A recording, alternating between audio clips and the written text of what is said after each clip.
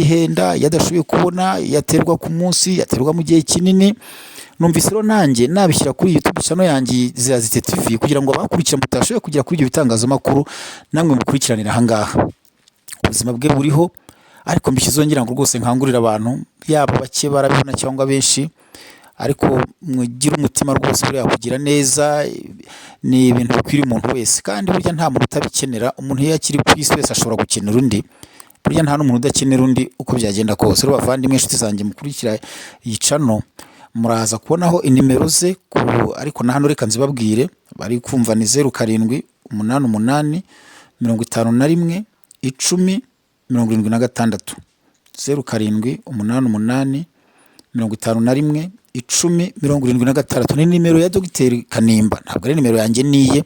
Kuri icyo kinyamakuru bavuze ko ushobora kumuhamagara ariko ukumva witabwe n'umuntu umurwaje, nabyo birashoboka, ariko hari ukuntu ngo ashyiramo naho paralele ijwi rigasohoka nzo karyumva ijwi rye, ni ijwi rifite intege nke, ni ijwi rititimira. Ni inkuru yaje kurya umuntu wese, uko waba wizera, uko waba usenga, waba uri umunyarwanda uri hanze y'u Rwanda, ariko mugira umutima ufasha. Nabonye ko na Bibiliya harahanitse ngo gutanga bihesha umugisha kuruta guhabwa. Ni ukuri rwose, mumube hafi mu bushobozi bwanyu, burya nta nkunga iba ntoya. Icyo bashobora cyose wakwifashisha iriya nimero twabahaye. Ahantu henshi wabikurikira ukabibona kuri YouTube channel nyinshi zabitangaje. Impamvu nanjye nashatse kurikira kuri ngiyi, yaravuye, abantu baramushima, abantu baramukunda, yita ku barwayi. Muraza kubona n'amakomantere amwe namwe yaba yagiye afasha mu bijyanye no kubyara.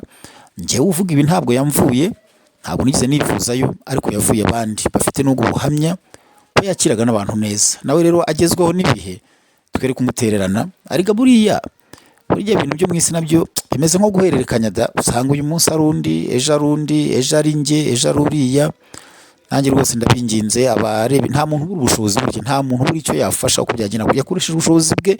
Umuntu wivuje mu Bubiligi 100% akivuza mu Rwanda, ntako batagize uko yafashwe bavuye gushyingura mama we i Rusororo. Murabikurikira kuri icyo kinyamakuru Isimbi TV, n'izindi detaye nyinshi mwakenera. Ngiye nshatse gukinyuzaho iri jwi ritamara umwanya munini, ariko nkangurira abantu kuba mwagira icyo mufasha Kanimba nk'umuntu ushobora gukira kongera agakomeza imirimo ye. Rwose birashoboka kumufasha akabona imiti, gusenga Imana ukamusengera. Burya inkunga yo gusenga ni inkunga ikomeye cyane, ugasenga Imana ukayinginga, nayo ni inkunga ikomeye abantu batajya bamenya. Ariko genda basabye ngo nayo tuyimutere. Nanjye ubwanjye ntabwo nikuramo, ndabwira abakurikiye iyi channel, ariko nanjye nibwira. Murakoze, ndabashimiye.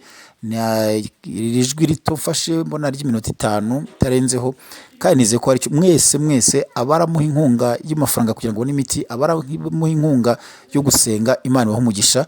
Nimero mwayumvishe, kanongere nyivuge rimwe, ni 0788 51 10 76, ni ya Dr Kanimba. Murakoze, Imana ibahe umugisha.